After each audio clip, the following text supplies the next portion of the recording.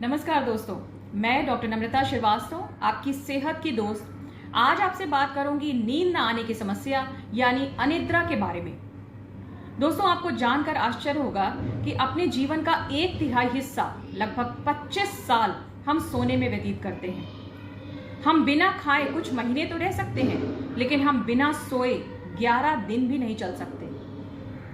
दोस्तों, पूरी दुनिया में लगभग 35% लोग इंसोम्निया यानी अनिद्रा की समस्या से ग्रस्त होते हैं। लेकिन दुर्भाग्य यह है कि कोई इस विषय पर ज्यादा बातचीत नहीं करना चाहता, जबकि नींद एक ऐसी बुनियादी चीज है जिसका हमारी सेहत पर बहुत गहरा असर पड़ता है और हमारा मानसिक और शारीरिक स्वास्थ्य हमारी नींद पर भी बहुत ज्यादा निर्भर करता है। आज इसी विषय में मैं आपको डिटेल तरीके से जानकारी दूंगी कि आखिर ये अनिद्रा की समस्या क्या है, इसके प्रमुख कारण क्या होते हैं, कैसे ये समस्या जन्म लेती है और होम्योपैथी में इसको ठीक करने का क्या अप्रोच है। होम्योपैथी में कौन कौन सी ऐसी दवाइयां हैं जिनका अनिद्रा की समस्या का जड़ से निदान किया जा सकता है। दोस्तों, सबसे पहले तो मैं आपको बता दूं कि अनिद्रा यानी इंसोम्निया है क्या। जब आप सोने जाते हैं और सोने के रिटायरिंग होने के बाद यानी कि आपके लेटने के बाद 1-2 घंटे इंतजार करने के बाद आपने पूरा प्रयास कर लिया, आपने कोई बुक रीड कर ली या कोई मंत्र जप लिया, आपने टीवी देख लिया, कुछ भी कर लिया, लेकिन अगर आपको नींद नहीं आ रही तो ये अगर पैटर्न कुछ समय तक चलता रहे यानी नींद कई दिनों तक आपको ना आए, कुछ हफ्तों तक ना आए, तो इसे अनिद्रा यानी इंसोम्निया कहा जाएगा।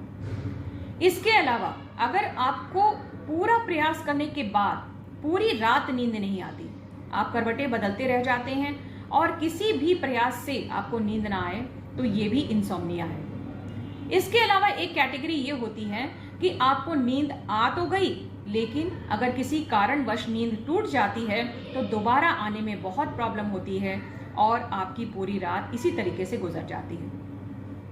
दोस्तों, एक होता है एक्यूट इंसोम्निया, यानी अगर कोई समस्या, आपको नींद ना आने की समस्या कुछ हफ्तों से हो रही है, लगातार 2-3 हफ्तों से हो रही है, तो इसे एक्यूट इंसोम्निया कहा जाएगा। वहीं अगर दूसरी तरफ अगर आपको नींद ना आने का जो पैटर्न है वो बिगड़ जाए और महीनों तक ये डिस्टर्ब रहे, तो इसे क्रॉनिक इंसोम्निया कहा जाएगा। अच्छी बात यह है कि अगर आप इसको समय से टेकअप करते हैं, इन लक्षणों को पहचानते हैं कि हाँ मुझे नींद नहीं आ रही है, आइडेंटिफाई करते हैं और उसके बारे में सोचते हैं कि हाँ क्या कारण हो सकता है, तो इसको समय रहते ठीक किया जा सकता है। आइए अब जान लेते हैं इसके कुछ महत्वपूर्ण कारणों के बारे में, यानी कॉजेस क्या हो सकते हैं इंसोम्निया के। अगर आपकी कोई रोटेशनल शिफ्ट है, जैसे मान लीजिए कि आप कोई जॉब कर रहे हैं लेकिन उसमें स्लीप आपका जो टाइमिंग है, कभी वो दिन में है कभी रात में है, यानी कि कभी आपकी नाइट शिफ्ट है कभी डे शिफ्ट है, इस वजह से स्लीप साइकिल डिस्टर्ब हो जाती है और आपका जो पैटर्न डिस्टर्ब होता है, इसकी वजह से इंसोम्निया डेवलप कर सकता है। साथ ही साथ अगर आप किसी चिंता और तनाव से ग्रस्त रहते हैं, लगातार कुछ बातों को सोचते रहते हैं या कहीं ना कहीं एंजाइटी या डिप्रेशन का शिकार हैं, तो भी इंसोम्निया की प्रॉब्लम बहुत ज्यादा देखने को मिलती है।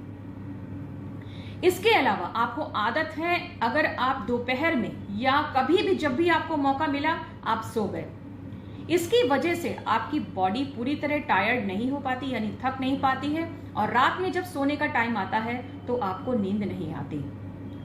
कुछ बीमारियों के मेडिकेशंस ऐसे होते हैं जिनके साइड इफेक्ट्स के कारण भी नींद नहीं आती। इसके अलावा अगर आपके भोजन में न्यूट्रिशनल डेफिशिएंसी है, आपको कुछ विटामिन की डेफिशिएंसी डेवलप कर रही है, तो भी अनिद्रा की समस्या जन्म ले सकती है। लगातार चिंताग्रस्त, तनावग्रस्त रहने से, ज्यादा मोबाइल इंटरनेट का प्रयोग करने से भी नींद डिस्टर्ब होती है। ज्यादा चाय, कॉफी और शराब का सेवन करने से भी नींद डिस्टर्ब होती है। दोस्तों, एक चीज होती है रेस्टलेस लेग सिंड्रोम यानी RLS। आज इसके बारे में आपको जरूर जानना चाहिए।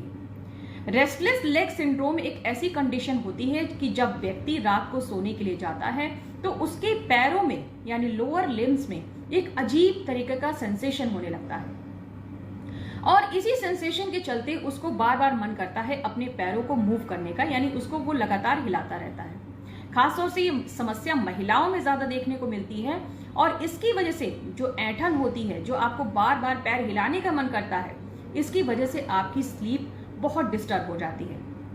इस टेंडेंसी के कारण भी इंसोम्निया डेवलप कर सकता है और इस चीज की होम्योपैथी में बहुत ही अच्छी दवा है। आगे मैं इसके बारे में आपको बताऊंगी। तो दोस्तों, ये थे कुछ ऐसे प्रमुख कारण जिसकी वजह से इंसोम्निया डेवलप कर सकता है।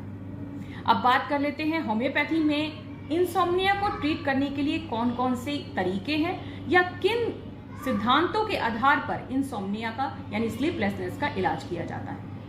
दोस्तों, होम्योपैथी एक ऐसी साइंस है जहां आप कोई गोली लेकर या फिर कोई पिल लेकर आप अचानक से नहीं सो सकते हैं, बल्कि होम्योपैथी में root cause of the disease यानी कि स्लीपलेसनेस क्यों अराइज कर रही है, किस कारण से आपको नींद नहीं आ रही है, इसके पीछे की जब जाते हैं और पूरी तरीके से डिटेल्ड एनालिसिस करने के बाद ही होम्योपैथी में इसकी दवा प्रिस्क्राइब की जाती है।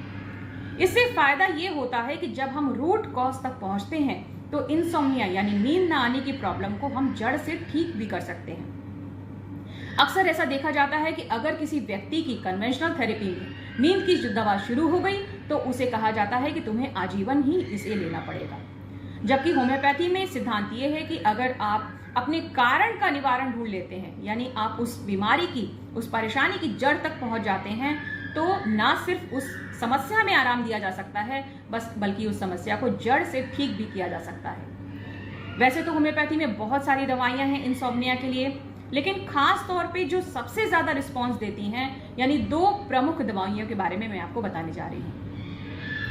दोस्तों, नंबर 1 कैटेगरी में जिसमें बहुत ज्यादा सफलता मिलती है होम्योपैथी में लक्षण के अनुसार प्रयोग करने पर, और वो है कॉफिया। दोस्तों, कॉफी एक ऐसी चीज होती है जब आप सुबह उठते हैं तो आपको उससे रिफ्रेशमेंट फील होता है और आपकी नींद भाग जाती है। लेकिन होम्योपैथी में जब इससे दवा बनाई जाती है यानी इसे पोटेंटाइज किया जाता है तो इसका फायदा ये होता है, इसका लक्षण ये होता है कि ये उन व्यक्तियों को ज्यादातर सूट करती है जिनके दिमाग में लगातार कोई ना कोई विचार चलता रहता है। ओवर क्राउडिंग ऑफ थॉट्स यानी उनके दिमाग से एक विचार हटा नहीं, एक वो बात सोचे नहीं कि तब तक उनके मन में दूसरे विचार आने लगते हैं। यानी इतने ज्यादा विचार दिमाग में आते हैं कि नींद की नामो निशान गायब हो जाती है।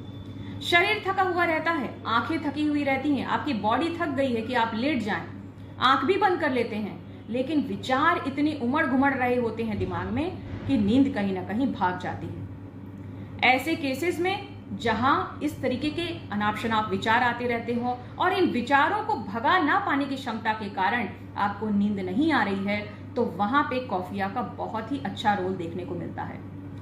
इसके अलावा कॉफिया में यह भी देखने को मिलता है कि अगर आपको लगातार सपने आते रहते हैं, एक सपना हटा नहीं तब तक दूसरा सपना आने लगा, इसके साथ ही साथ 2 बजे के करीब 3 बजे के करीब आपकी नींद खुल गई अचानक से या चौंक कर आप उठ गए तो उसके बाद नींद गायब हो जाती है। ऐसे केसेस में भी कॉफिया का बहुत अच्छा रिस्पॉन्स देखने को मिलता है। कॉफिया मेडिसिन को प्रयोग करने का तरीका यह है कि इसे 30 पोटेंसी में अगर 2-2 बूंद करके सुबह शाम या 3 टाइम लिया जाए, अकॉर्डिंग टू द केस, जैसा केस है, जैसी रिक्वायरमेंट है या पोटेंसी का सिलेक्शन उस केस के आधार पे भी किया जाता है, तो अच्छे रिस्पॉन्स देखने को मिलते हैं। इसी तरीके की एक बहुत अच्छी मेडिसिन इंसोम्निया के होम्योपैथी में है और वो है काली फॉस। दोस्तों, काली फॉस का जो पेशेंट होता है वो एक्सट्रीमली वरीड होता है, सैड डिस्पोजिशन होता है, यानी वो बहुत ज्यादा दुखी रहने वाले जो लोग होते हैं, बहुत हमेशा उनके मन में कोई ना कोई उदासी चलती रहती है, वो हमेशा चिंतित रहते हैं, हमेशा कोई ना कोई उनके मन में चिंता फिक्र लगी रहती है और इस वजह से उनकी नींद गायब हो जाती है। काली फॉस की एक और बड़ी विशेषता है कि ना सिर्फ वो शरीर से दुर्बल होते हैं बल्कि मानसिक रूप से भी वो दुर्बल हो जाते हैं।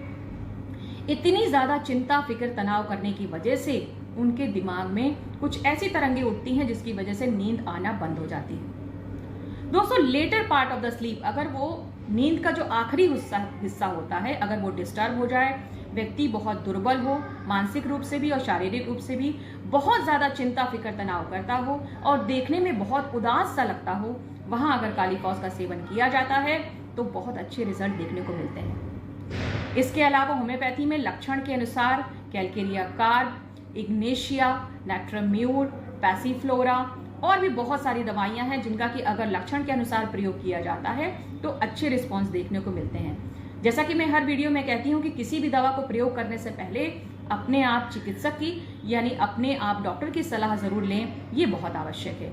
क्योंकि किस दवा को कितनी पोटेंसी में और आपके लिए उसको कितने दिन तक लेना उचित रहेगा, ये सिर्फ एक डॉक्टर ही निर्धारित कर सकता है। उम्मीद करती हूँ कि आज का जो वीडियो मैंने आपके लिए इंसोम्निया के बारे में बनाया है, ये आपके लिए काफी लाभदायक और जानकारी वाला साबित होगा। अगर आपको अच्छा लगे तो लाइक, शेयर और फॉरवर्ड करना बिल्कुल मत भूलिएगा। अपना बहुत ख्याल रखिएगा।